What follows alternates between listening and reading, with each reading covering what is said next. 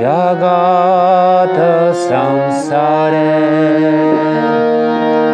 श्री कृष्ण चैतन्य प्रभु दया करो मोरे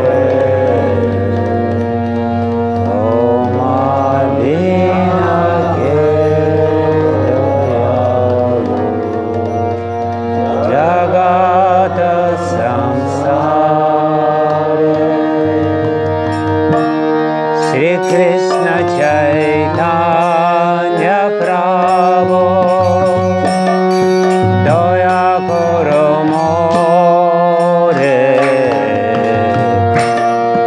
तुम बिना के दयालु जगत संसारे श्री कृष्ण चैतन्य प्रभु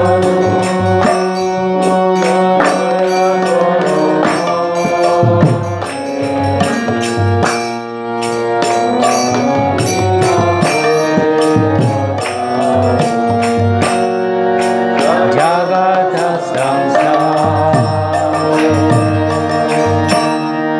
पतित पावन हेतु तव अवतार मौसम पतित प्रभु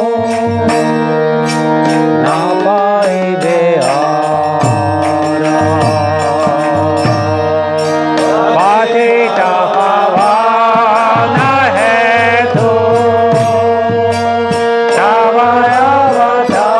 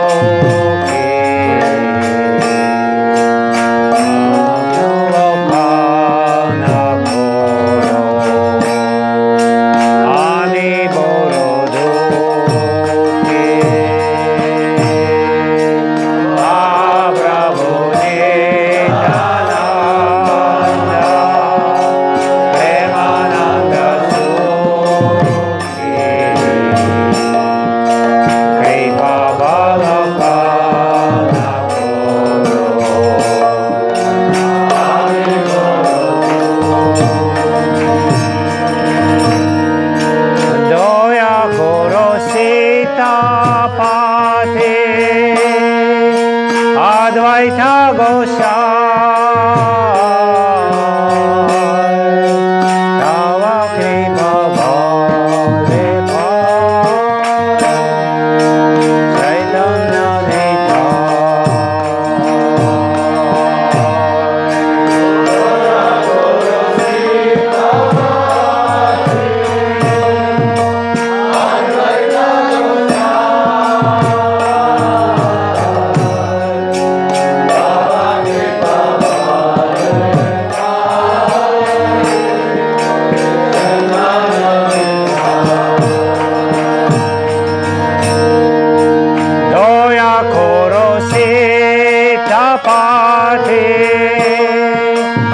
Advaita Gosai Tava Kripa Bhale Chaitanya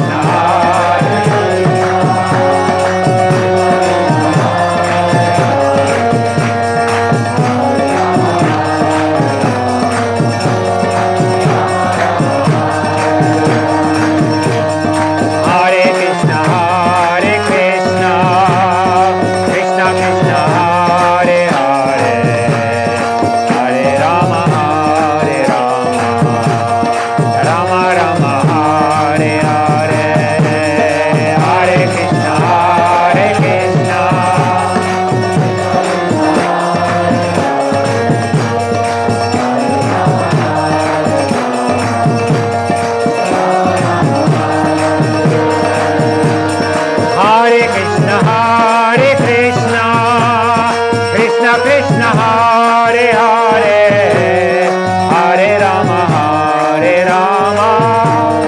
Rama Rama, Hare Hare.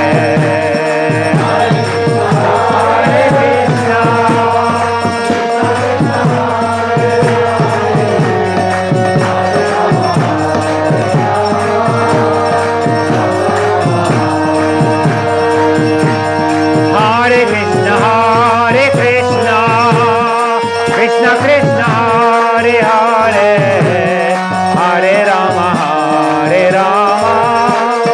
Rama Rama, Hare Hare.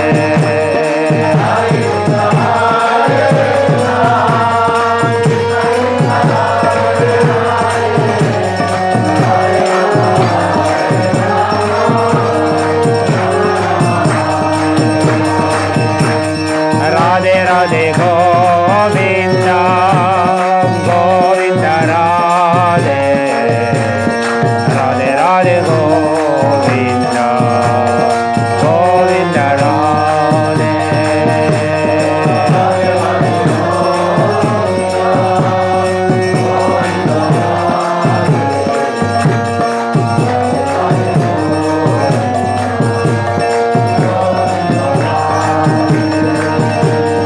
Radhe Radhe Govinda, Govinda Radhe, Radhe Radhe Govinda, Govinda Radhe, Radhe Radhe Govinda, Govinda Radhe, Radhe Radhe Govinda, Govinda Radhe. Radhe Radhe Govinda, Govinda Radhe, Radhe Radhe Govinda, Govinda Radhe, Radhe Radhe Govinda,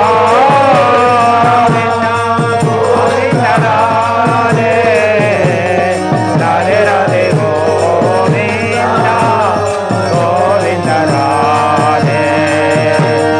Radhe Radhe Govinda, Govinda Radhe, Radhe Radhe Govinda, Govinda Radhe.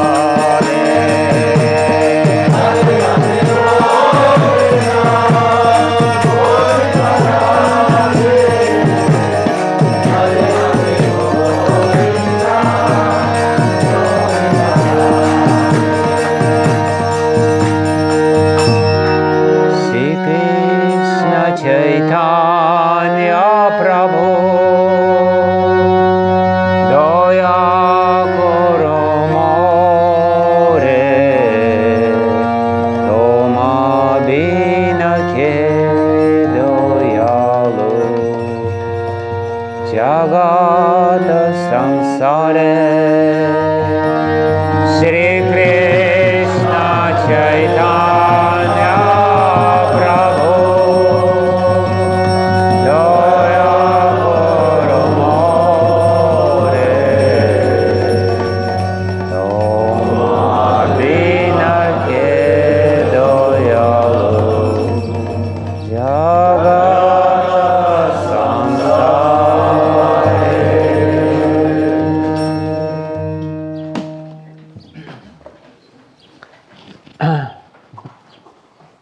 Namo Vishnupadaya Krishna Prestaya Bhutale Srimate Bhaktivedanta Swami Niti Namine Namaste Saraswati Deve Gauravani Pracharine Nirvishesha Shunyavadi Paschatya Satarine Vanchakalpatarubhescha Kripa Sindhubhyevacha Patitanam Pavanebhyo Vaishnavebhyo Namo Namaha Jai Shri Krishna Chaitanya Prabhu Nityananda Shri Advaita Gadadhara Sivasadi Gaura Bhakta Vrinda Hare Krishna Krishna Krishna Hare Hare Hare Rama Rama Rama Hare Hare Hare Krishna, Krishna Krishna, Hare Hare, Hare Rama, Rama Rama, Hare Hare.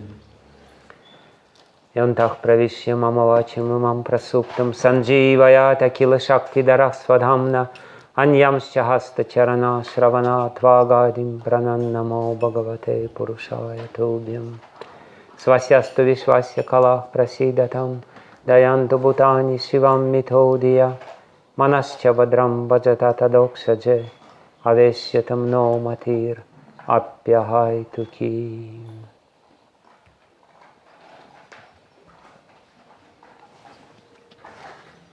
Hare Krishna. Hare Krishna. So I'm very happy to be with all of you during these days, and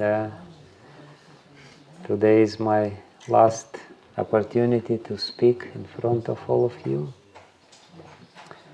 It's a matter of great honor for me to speak in this historical place, which is now in the process of renaissance.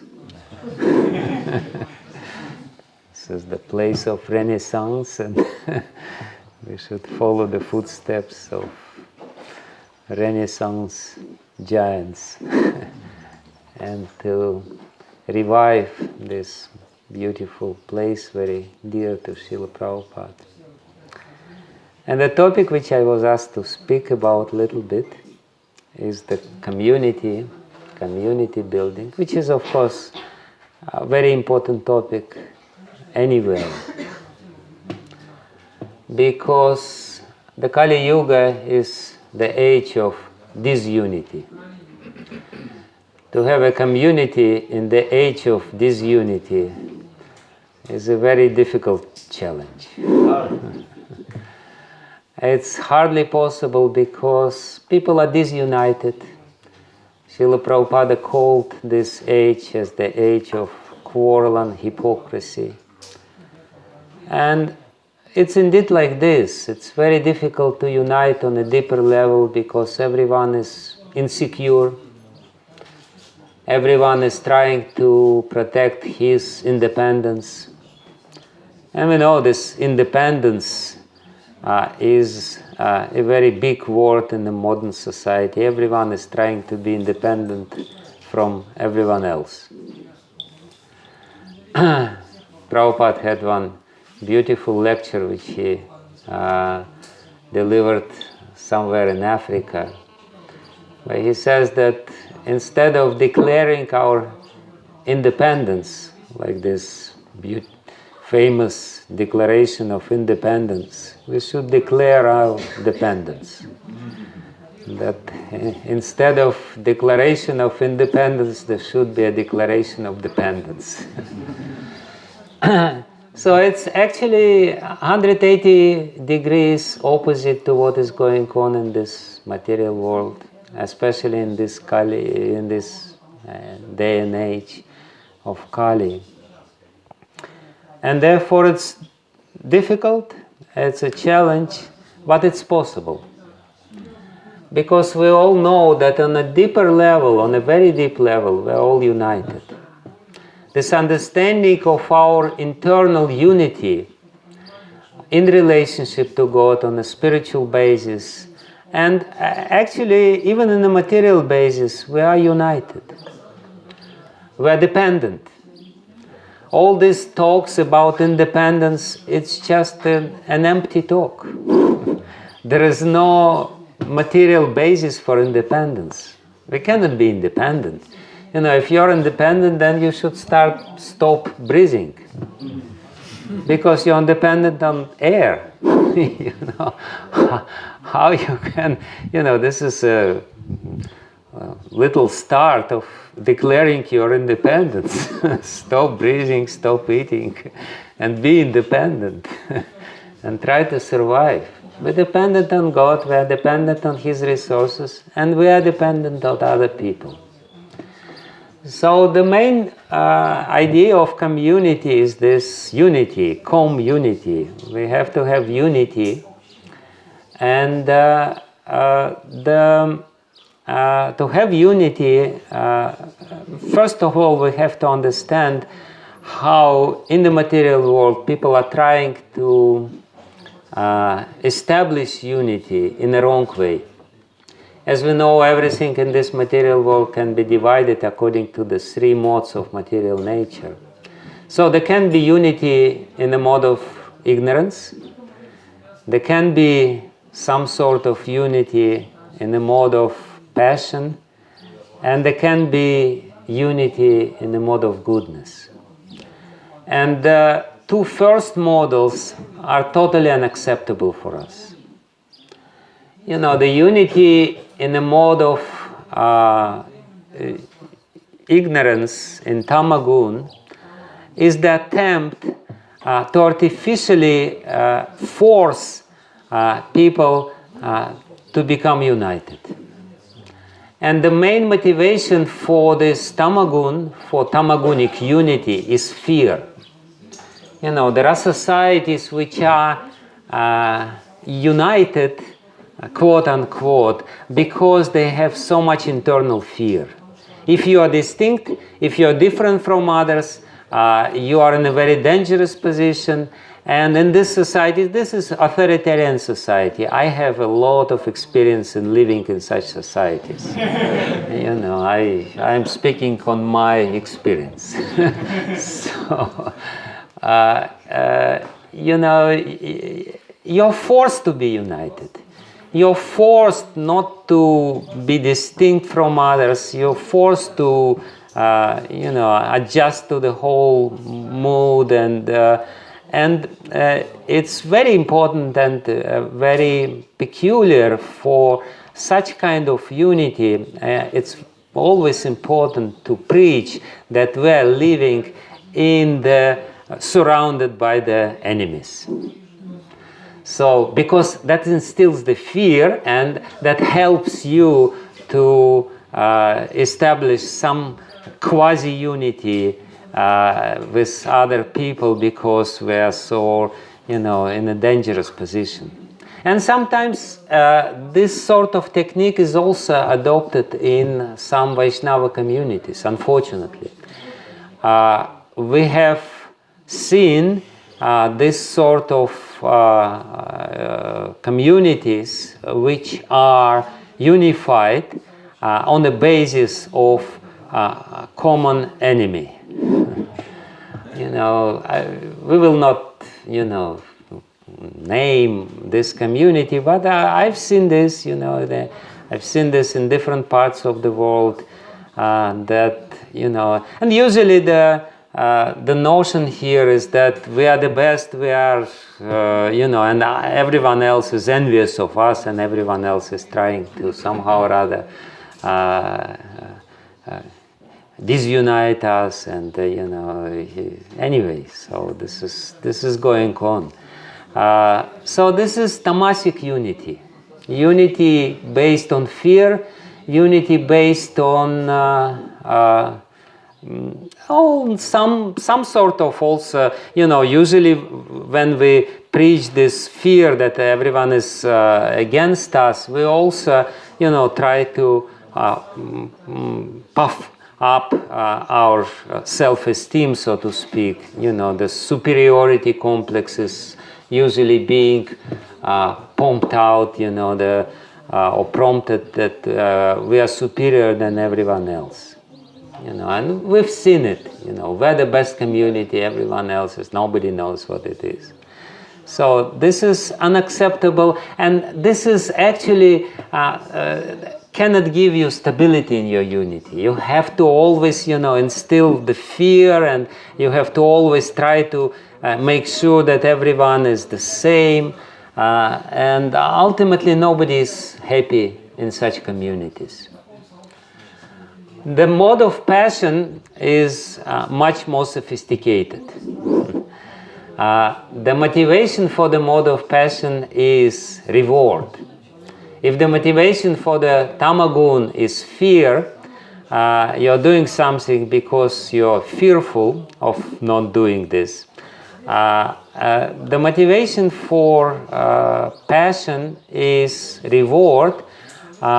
You are being rewarded being a part of this particular community. And you will be, you will be the best. This sort of unity of trying to reward everyone and praise everyone is also ultimately not very good recipe for uniting people, because inadvertently this sort of impetus which we are trying to create in people, it breeds out competition spirit. The fierce competition spirit, everyone is competing with everyone else. Everyone wants to try to get the more reward, because this is unity through the upward motion. People are trying to be promoted to be closer to the center which is giving the reward, and by being close to the center you feel yourself very fortunate, very happy. And this creates some sort of unity, but this is not a very good recipe. And ultimately, it's being destroyed due to this competitive spirit, because people become the competitors of everyone else. And of course, Srila Prabhupada did employ this nature of human beings. He was coming to one temple and he was saying, this is the best temple. This is absolutely the best temple. And then, next day he's in another temple and he says, no, this is the best temple. And he would sometimes encourage people for competition. And, it can be used, but ultimately to create some more stable situation, unified situation, which can only be achieved through the mode of goodness. Because it is the mode of goodness which is stable. Of course, Tamaguna is also very stable. Too stable. But it leads to degradation, it leads to actually dissatisfaction. Everyone is dissatisfied. But the real recipe, the real formula for unity is Sattva Gun. And Sattva Gun it's a difficult formula. It's not an easy formula to keep everyone fearful and united, to keep everyone rewarded and united is not difficult. It's understandable, But to keep everyone not rewarded and not fearful, and at the same time united, is very difficult. So, but there is, at the same time, it's not so difficult. It's little unknown to our nature. The formula for unity in diversity, unity in Sattva Gun, is actually the appreciation of everyone's input. In the fearful society, in the tamasic community, everyone is forced to do something, and basically everyone is exploited. Everyone feels that he is just exploited. In the Rajasic society, the exploitation is more subtle. One gets the reward. But in Sattvic society, if everyone's input is valued and appreciated, then this unity can be created through this process of appreciating others' input. We're all different. That's actually the formula of Varnashama society. There is so much talk about Varnashama society, but as I said, usually we are bogged down in the details of Varnashama society without understanding the fundamental principles of Varnashrama. The fundamental principle of Varnashrama, to accept and to recognize that we're all different. And I mean, it doesn't take much brain to recognize that the devotees of the International Society of Krishna Consciousness are too much different. You just look around and you will see it. You will see so much variety, we're from different backgrounds, from different cultural backgrounds, from different nationalities, with different natures, and so much different ages, so much variety. It's actually madhouse. It's really difficult to even speak about unity by seeing so much diversity and so much complete, there is this secret which is easy to say, but which is difficult to establish really in the society. This is the culture of appreciation. That we know what others are doing and we appreciate them, and appreciation is actually the sign or the manifestation of our dependence of what they're doing. Because when we imagine ourselves independent, then we don't need them. I'm on my own, I'm, self-sufficient. There are so many these self-sufficient men walking around and somehow or other breathing all the time. So we're not self-sufficient. To recognize that we are dependent, to recognize that we need the input of others, that we need what others are doing, that we need the unique contribution of other people in our lives, and to recognize their input, one has to be humble. In the Tamasic society, you're forced to be humble, but your pride is still, there because you are proud of being the part of this Tamasic society. This is a very special kind of pride,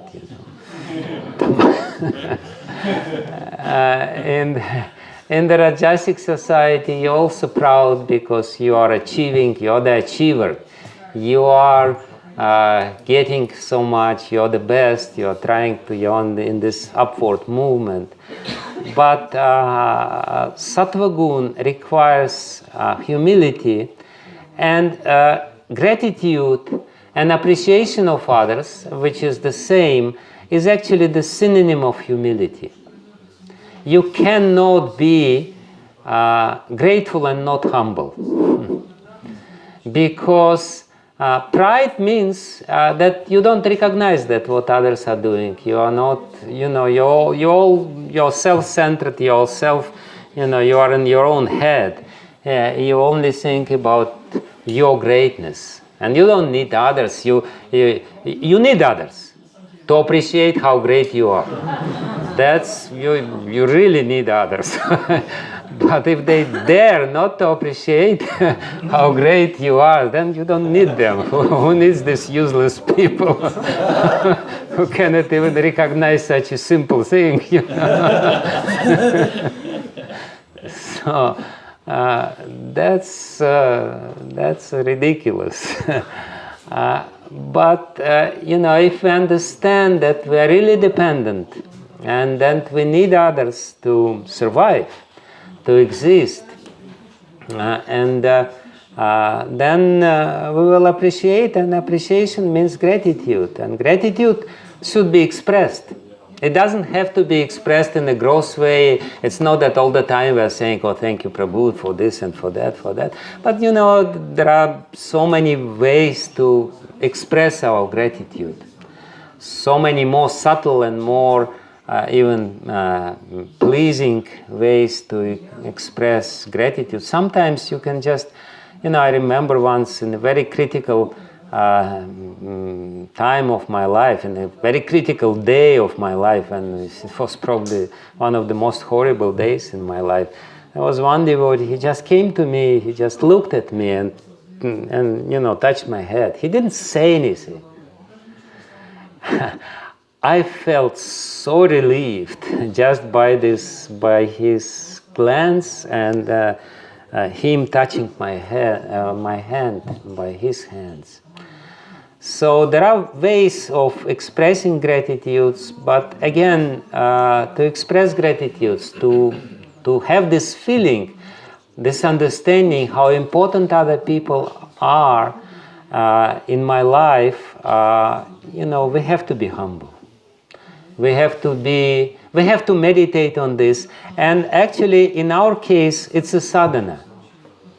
As we know, sadhana means that there are some designated time when we are doing this particular thing. So it's a good idea to have some designated time in my day when I meditate on the input of other people.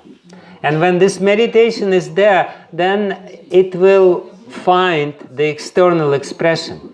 We will find it for sure. And for that also we should know what other people are doing.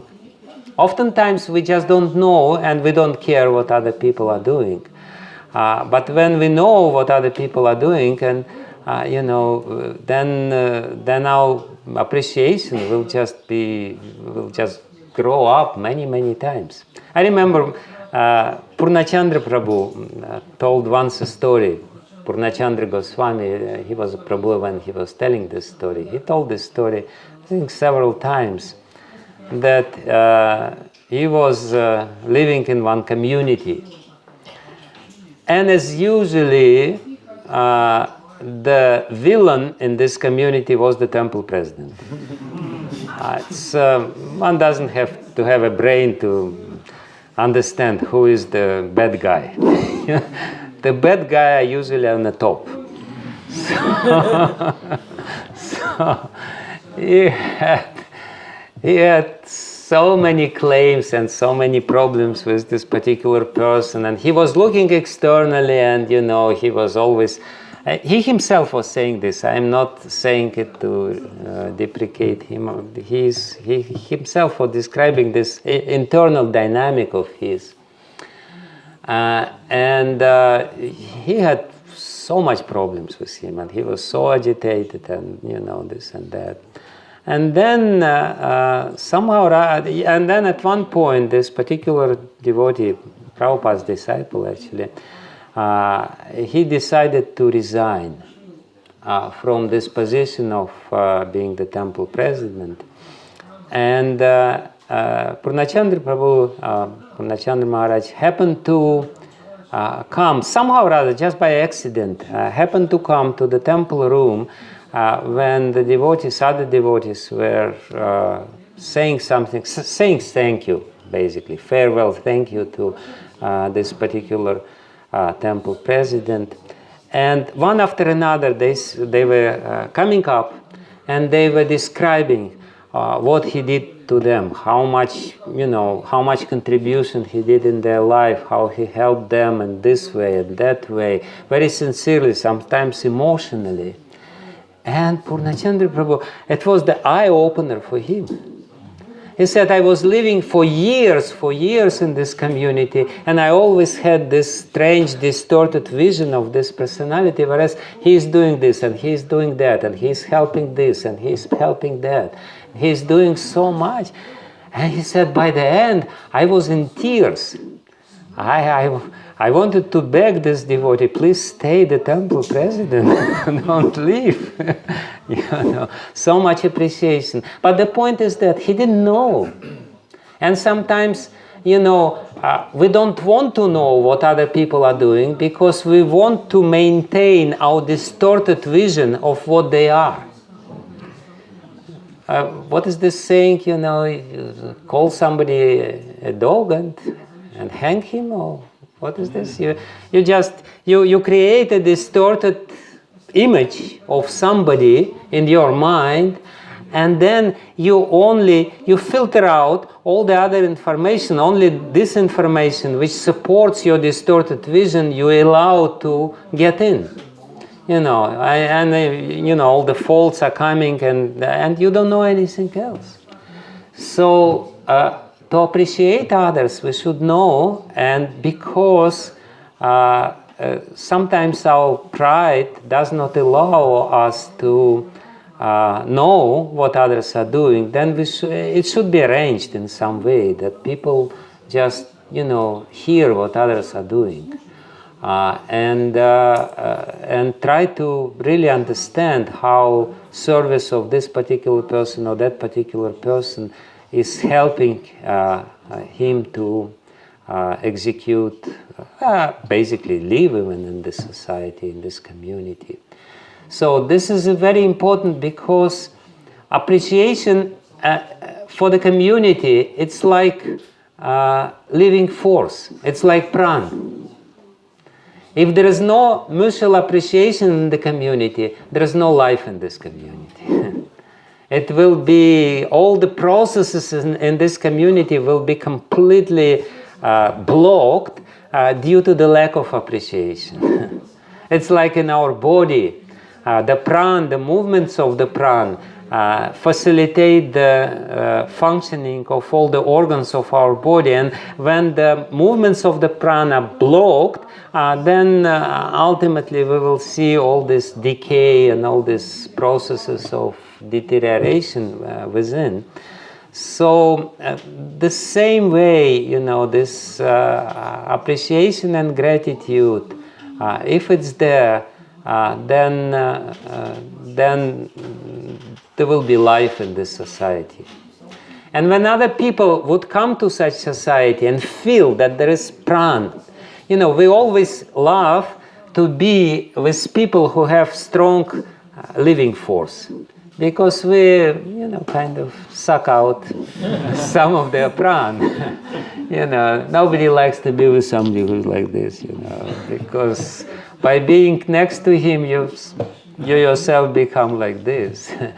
So in the same way, when we are in the community which is full of life, and full of life means exactly this: when the people respect each other, appreciate each other, are grateful to each other, value the contribution of each other, to be in this community actually fills you up with life. You will physically feel excited. You'll physically feel that I want to do something. I want to be part of this thing. I told today during the darshans the story about Srila Radhanath Maharaj, how he started his community in Chowpatty, which is now quite famous in ISKCON. And his recipe was very simple. He would go to one group of devotees, Grihastha devotees, and he would glorify brahmacharis, what they're doing. Would tell them how they are struggling. Because, when we look at others, we think they're enjoying and I'm struggling. But when we know how others are struggling, in comparison, we feel that our struggle is not so much. They're doing much more. So he would come to them and he would glorify what brahmacharis are doing. And then he would go to brahmacharis and start glorifying grihasthas, how they are struggling and what is their problems they have to deal with. And he would go to different sections of the society, glorifying the service of others.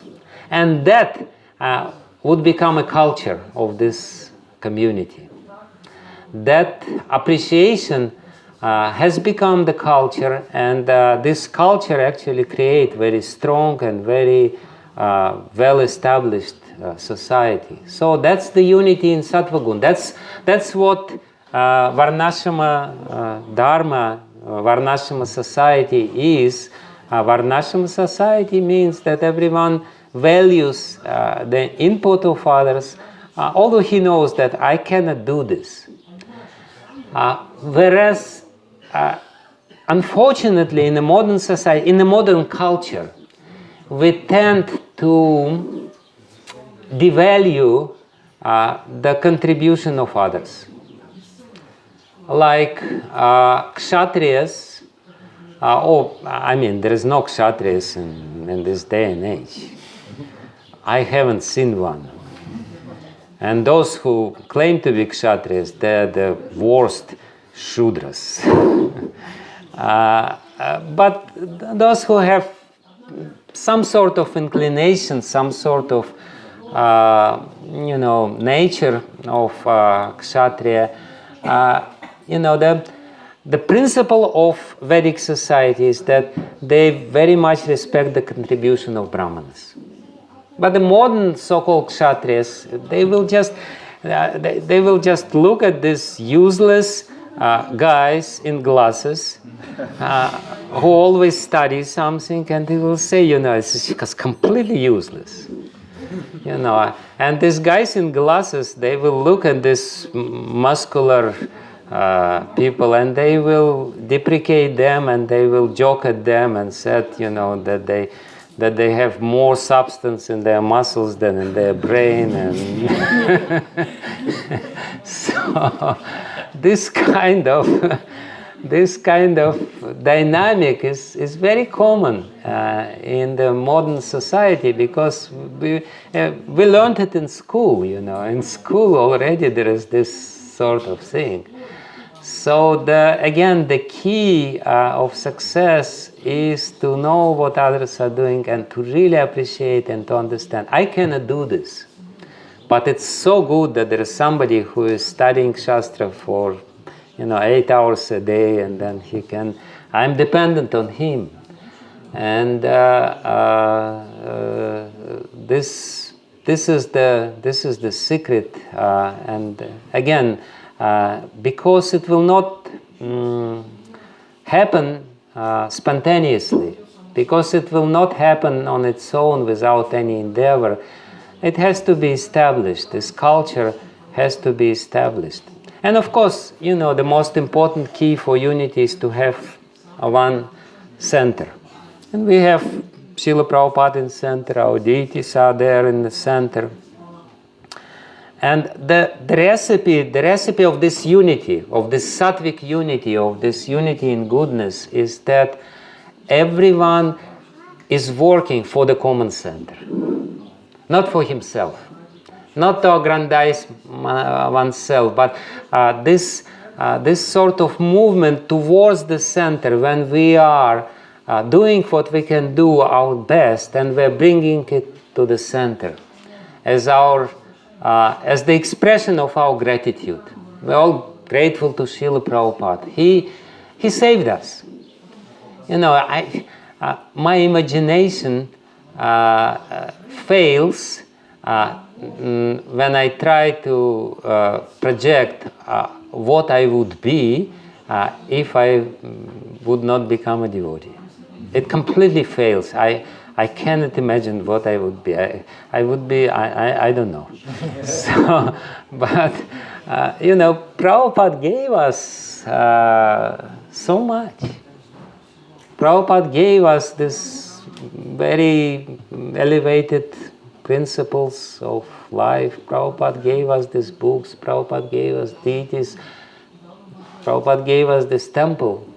I was told this story how the owner of this building was hesitant to sell the building to a bunch of useless young people, passionate young people, because he wanted to make sure that this building is used for some humanitarian needs, for doing good for the society. Only when he saw Prabhupada, he said, okay, yeah, if he is there, I am ready to sell this building, because he guarantees that this building will be of some use. So he gave us everything. He gave us everything, the society of devotees, the books, everything which we need. And if we understand how much he gave and try to give our little, whatever we can, and to offer it to him. And yes, it is difficult to live in such society. It's really difficult, I know. it's difficult to live in society which is not so much unified culturally from the initial, so it's difficult, but it's not difficult if we have the common center and at the same time appreciate everyone else and try to do whatever we are doing as an offering to this center which is there.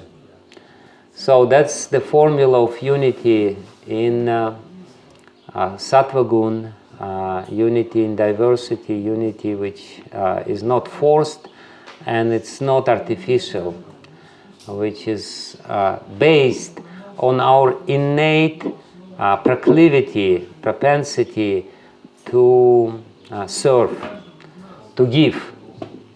It's there. You know, the more prominent is the propensity to take, but if I understand that by giving I will receive whatever I need, for sure, 100%. I don't have to worry about this. I just have to be intent on giving, and then whatever I need will come due to this arrangement of God and due to our unified system of community. Then we can be very peaceful and happy and productive and creative also, because ultimately Sattva Gun means creativity. Sattva Gun means to encourage creativity in everyone else, to manifest to the fullest extent the propensities and abilities which are innate to everyone. So that's little talk on this subject matter. I cannot claim to be a very successful in building communities, but you know, this is my little contribution. Please do whatever you like with it. So thank you very much. Hare Krishna. Yeah. Questions. I heard the discussion between two devotees. First is senior devotees, and other devotees is not senior.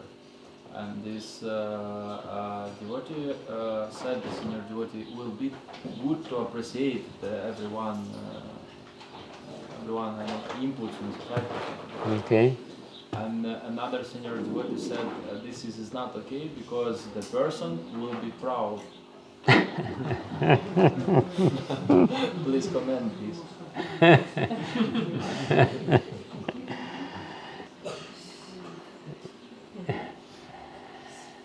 No, it's not correct. The question is that there was a conversation and the junior devotee would approach the senior devotee and said that, you know, it would be good if you appreciate better other devotees. And somebody interrupted and said, no, the appreciation is not good because it breeds pride in other people.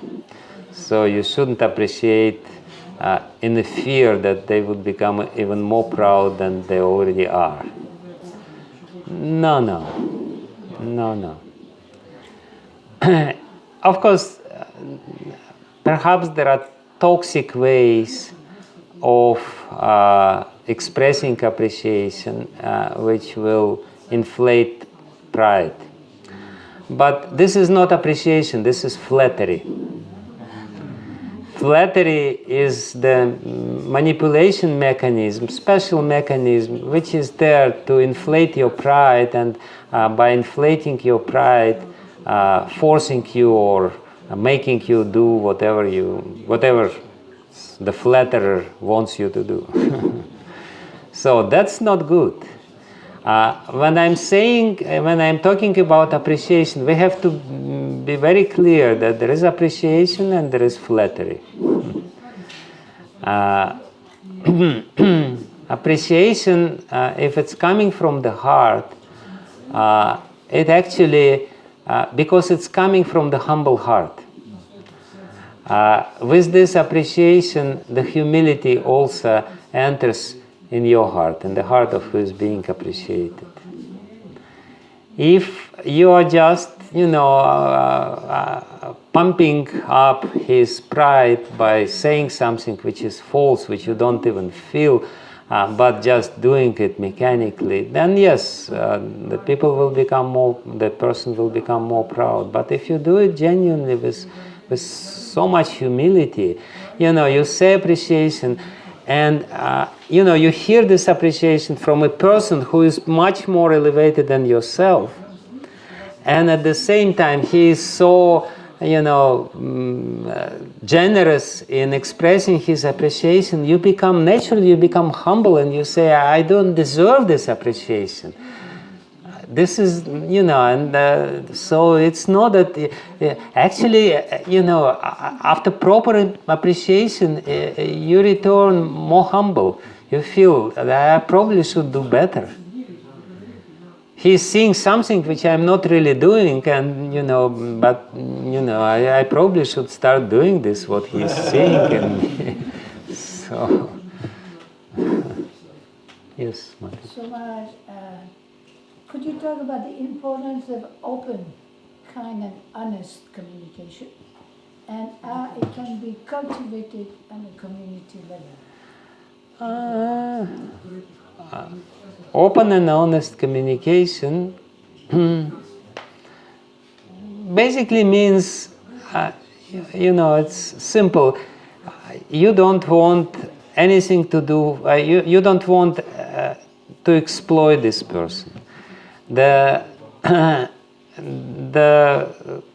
opposite way of communicating with people, you have your own agenda. You're keeping something in mind. You want to manipulate this person. You want to, exploit him, and therefore, the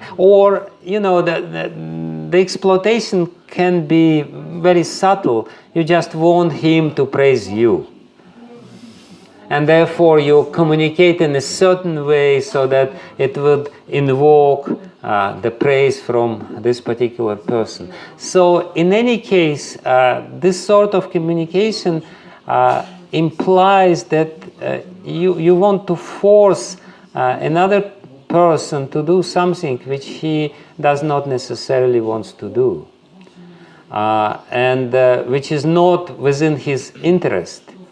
But if you are, the open and honest communication is that you are approaching other person, and your intention, your idea, you just want to help this person. You just want, or you want help from this person, that's also fine. But you openly say that I need your help, and very humbly say. So basically, open communication comes when you don't have any agenda, anything in your pocket which you wouldn't. So you say something else, and then you think something else, and that's what it is. That's called manipulation, and we're used to this kind of communication because we always, when we're little children, we already learned how to deal with our parents in such a way that they would do what we want them to do. So we have big experience of this. But if we really detached internally, and if we are intent in helping other people, then that's not a problem. Then naturally we will be open in our communications.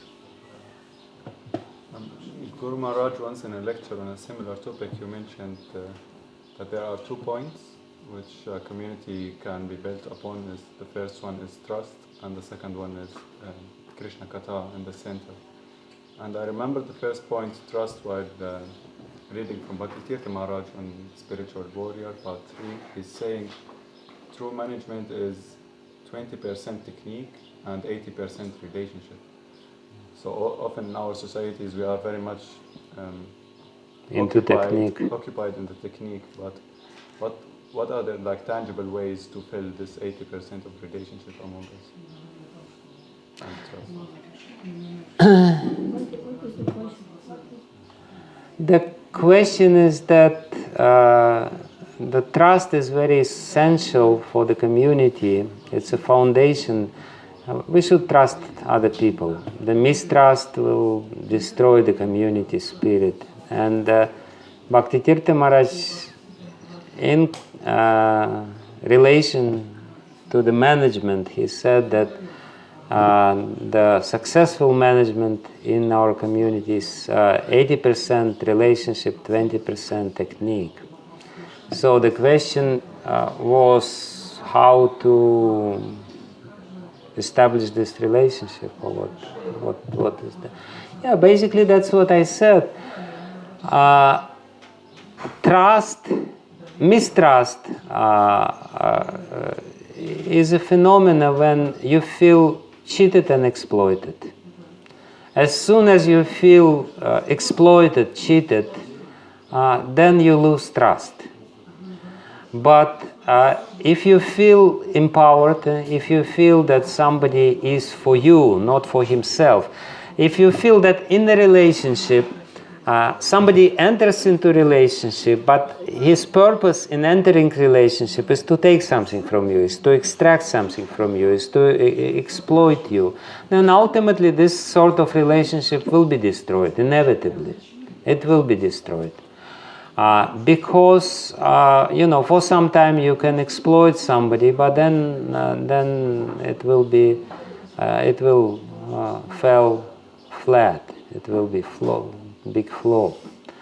So the trust is the byproduct of selflessness. Or detachment. If you are detached in your feelings, detached in a proper way, detached in a sense that you are not really into, trying to get something from another person or exploit, if you are detached and you want to give, then the trust will be there, because, and all the time when somebody is trying to exploit you or cheat you, they may be successful. Like sometimes we do it during book distribution. We just come and we again learn techniques. I know I've been on such Sankirtan seminars when they explain that you should touch the hand and you should speak all the time, and completely to bewilder a person, to make him to do what you want. This is actually gypsies techniques. That's what they do. When they communicate with you, they simultaneously engage all your senses into this. They come very close, they look at your eyes, they touch your hand, they speak all the time, and then ultimately you're so bewildered, they say something and they say, okay, thank you. So you may be successful in this kind of interactions with people due to different techniques, but at the end of the day, very quickly people will feel that they were cheated, and they will have this very bad aftertaste as a result of such treatment and relationship. We had one book distributor in Moscow. He somehow or other, he was an amazing person. He was distributing so many books. He was a young boy, and at one point he went to Vrindavan. He dipped in Yamuna, and he was bitten by a snake, and he died. And it is said in the Shastra, if somebody is bitten in a snake in holy dham, he goes directly to the spiritual world. Anyway, that happened. So when he was distributing books, he was making friends with people. People were coming, 10 years after his death. People were coming to the temple and asking, where is him? He is such a good friend. I got a book from him. Can you tell me something? 10 years later, he left such lasting impression because he was completely selfless. He just wanted to give. He didn't want to take something from the person, and they were gratefully remembering him. So. No, it's Radhika Raman. Radhika Raman. Yes. Okay, last question. If one wants to stay in a goodness mode, is it acceptable to expect appreciation if doing something for the community? Mode of goodness makes one satisfied. Mode of passion, the action in the mode of passion makes one completely thirsty and unsatisfied. But when you're acting in the mode of goodness, you are already satisfied. And if somebody on the top of your satisfaction says something nice to you, you become even more satisfied. But you don't feel the psychological need to always, be appreciated. Because it's only in a passion you always will feel that I need it. So, and therefore people who are in a mode of goodness, they don't expect appreciation, but they appreciate appreciation. They're not psychologically dependent on appreciation of others. They don't demand appreciation from others, but they're happy if somebody appreciates it. It's natural, and there's nothing wrong with it. So, but they're not in a negative way dependent on the appreciation of others, and therefore they don't always think why they don't appreciate me so much. I'm doing so much. Nobody told me today. Thank you. Forget it. Srila Prabhupada knows what you're doing. Okay, thank you very much. Srila Prabhupada ki jai. Gaura Premananda. Bhakti Maharaj ki jai. Please come back soon.